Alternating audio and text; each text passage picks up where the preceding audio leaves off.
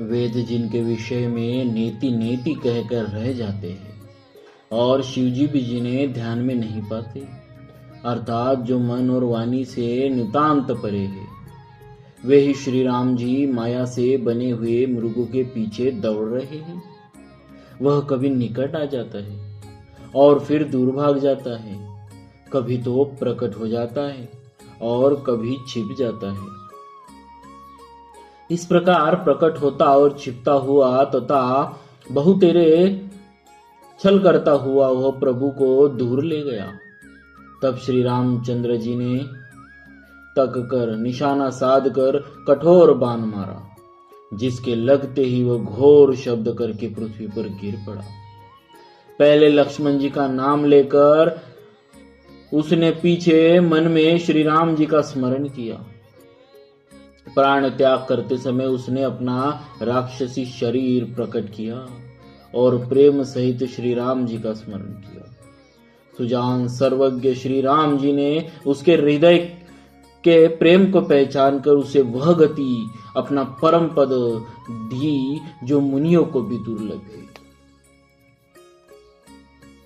देवता बहुत से फूल बरसा रहे हैं और प्रभु के गुणों की गाथाएं स्तुतियां गा रहे हैं कि श्री रघुनाथ जी ऐसे दीन बंधु है कि उन्होंने असुर को भी अपना परम पद दे दिया। दुष्ट मारीच को मारकर श्री रघुवीर तुरंत लौट पड़े, हाथ में धनुष और कमर में तरकस शोभा दे रहा है। इधर जब सीता जी ने दुख भरी वाणी मरते समय मारीच की हा लक्ष्मण की आवाज सुनी तो वे बहुत ही भयभीत होकर लक्ष्मण जी से कहने लगी, तुम शीघ्र जाओ, तुम्हारे भाई बड़े संकट में हैं। लक्ष्मण जी ने हंसकर कहा, हे माता सुनो, भ्रुकुटी विलास भाव के इशारे मात्र से सारी सृष्टि का लय प्रलय हो जाता है। वे श्री राम जी क्या स्वप्न में भी संकट में पड़ सकते हैं? इस पर जब सीता जी कुछ मर्म वचन हृदय में चुभने वाले वचन कहने लगी, तब भगवान की प्रेरणा से लक्ष्मण जी का मन भी चंचल हो उठा।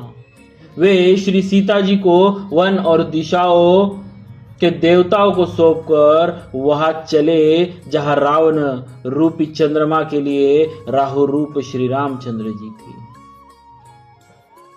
रावण सूना मौका देखकर यति सन्यासी के वेश में श्री सीता जी के समीप आया, जिसके डरते देवता और दैत्य तक इतना डरते हैं कि रात को नींद नहीं आती और दिन में भरपेट अन्न नहीं खाते। वही 10 सिर वाला रावण कुत्ते की तरह इधर उधर ताकता हुआ भड़िहाई चोरी के लिए चला।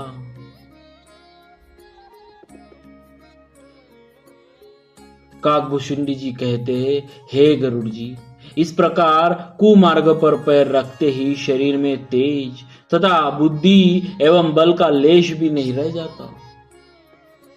रावण ने अनेकों प्रकार की सुहावनी कथाएं रचकर श्री सीता जी को राजनीति, भय और प्रेम दिखलाया। सीता जी ने कहा, हे यति गोसाई सुनो, तुमने तो दुष्ट की तरह वचन कहे। तब रावण ने अपना असली रूप दिखलाया और जब नाम सुनाया तब तो सीता जी भयभीत हो उठी।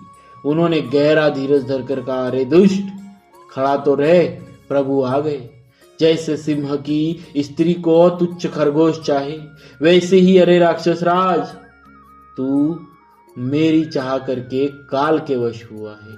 ये वचन सुनते ही रावण को क्रोध आ गया, परंतु मन में उसने सीता जी के चरणों की वंदना करके सुख पाया।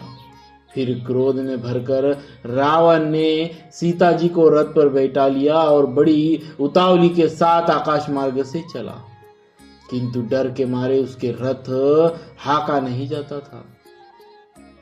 सीता जी विलाप कर रही थी, हा जगत के अद्वितीय वीर रघुवीर जी, श्री रघुनाथ जी, आपने किस अपराध से मुझ पर दया भुला दी?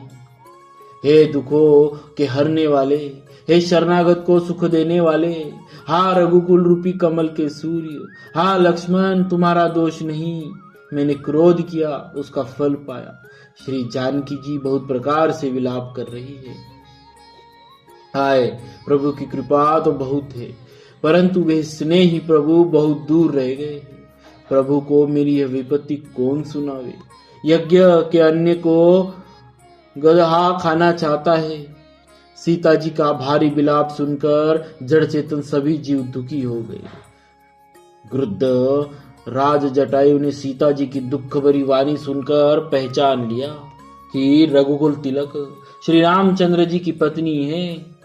उसने देखा कि नीच राक्षस इनको बुरी तरह लिए जा रहा है, जैसे कपिला गाय म्लेच्छ के पाले पड़ गई हो। वह बोला, हे सीते पुत्री, भय मत कर, मैं इस राक्षस का नाश कर दूंगा। यह कहकर वह पक्षी क्रोध में भरकर कैसे दौड़ा, जैसे पर्वत की और वज्र छूटता हो। उसने ललकार कर कहा, रे रे दुष्ट, खड़ा क्यों नहीं होता, निडर होकर चल दिया। मुझे तूने नहीं जाना।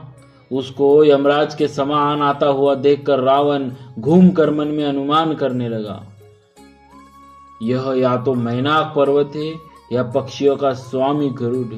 पर वह गरुड़ तो अपने स्वामी विष्णु सहित मेरे बल को जानता है। कुछ पास आने पर रावण ने उसे पहचान लिया और बोला, यह तो बूढ़ा जटायु है, यह मेरे हाथ रूपी तीर्थ में शरीर छोड़ेगा। यह सुनते ही गिद्ध क्रोध में भरकर बड़े वेग से दौड़ा और बोला, रावण, मेरी सिखावन सुन, जानकी जी को छोड़कर कुशल पूर्वक अपने घर चला जा, नहीं तो हे बहुत भुजाओं वाले, ऐसा होगा कि श्री राम जी के क्रोध रूपी अत्यंत भयानक अग्नि में तेरा सारा वंश पतिंगा होकर भस्म हो जाएगा। योद्धा रावण कुछ उत्तर नहीं देता। तब गिद्ध क्रोध करके दौड़ा। उसने रावण के बाल पकड़कर उसके रथ के नीचे उतार लिया। रावण पृथ्वी पर गिर पड़ा। गिद्ध सीता जी को एक ओर बिठाकर फिर लौटा और चोंचों से मार मार कर रावण के शरीर को विदीर्ण कर डाला। इससे उसे एक घड़ी के लिए मूर्छा हो गई। तब खिसियाए हुए रावण ने क्रोध युक्त होकर अत्यंत भयानक कटार निकाली और उससे जटायु के पंख काट डाले। पक्षी जटायु श्री राम जी की अद्भुत लीला का स्मरण करके पृथ्वी पर गिर पड़ा। सीता जी को फिर रथ पर चढ़ाकर रावण बड़ी उतावली के साथ चला। उसे भय कम न था। सीता जी आकाश में विलाप करती हुई जा रही थी, मानो व्याधि के वश में पड़ी हुई, जाल में फंसी हुई कोई भयभीत हिरनी हो। पर्वत पर बैठे हुए बंदरों को देखकर सीता जी ने हरिनाम लेकर वस्त्र डाल दिया। इस प्रकार वह सीता जी को ले गया और उन्हें अशोक वन में जा रखा। सीता जी को बहुत प्रकार से भय और प्रीति दिखलाकर जब वह दुष्ट हार गया, तब उन्हें यत्न करा के सब व्यवस्था ठीक करा के अशोक वृक्ष के नीचे रख दिया। बोलिए श्री सीताराम जी महाराज की जय। भक्तवत्सल